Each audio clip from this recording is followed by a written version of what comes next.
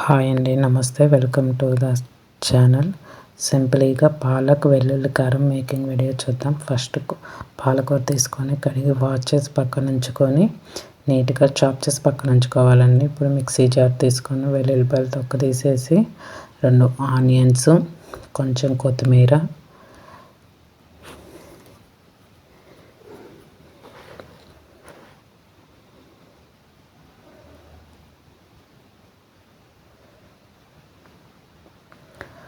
కొంచెం జీలకర్ర, కారం, సాల్ట్ యాడ్ చేసుకొని కొంచెం కారం,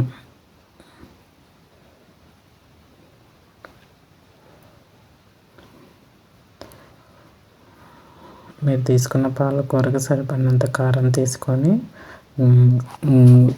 గ్రైండ్ చేసుకొని మిక్సీలో గ్రైండ్ చేసుకొని పక్కన ఉంచుకోవాలి.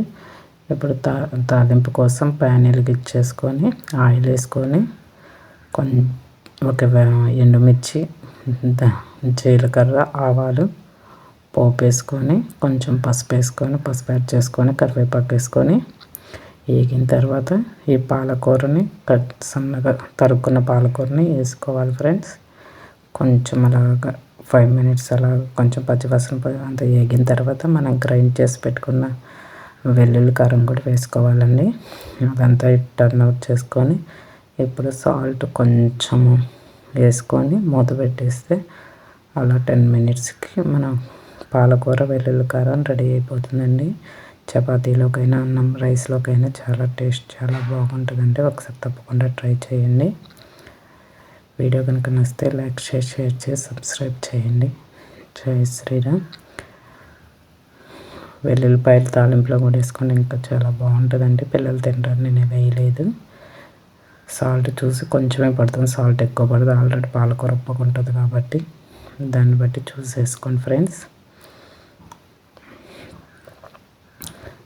అలాగ మూత పెట్టేస్తే 10 మినిట్స్కి రెడీ అయిపోతుందండి. చక్కగా ఉడికిపోతుంది.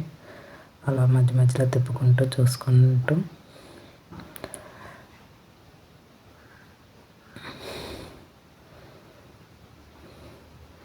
అలా 10 మినిట్స్కి బాగా రెడీ అయిపోతుందండి. అలా కర్రీ మొత్తం దగ్గరకు వచ్చేసింది. ఆ వాటర్ అంతా ఇంకిపోయింది. చక్కగా ఆయిల్ పైకి తేలింది ఫ్రెండ్స్. ఇంకా కర్రీ రెడీ అయిపోయినట్టే. పిల్లలకి పాలకూర హెల్త్కి చాలా మంచిదండి. కానీ పిల్లలు తినరండి, హెల్త్కి మంచిదైనా వాళ్ళకి వెరైటీగా చేసి పెడితేనే తింటుంటారండి. ఇలా ట్రై చేయండి ఒకసారి.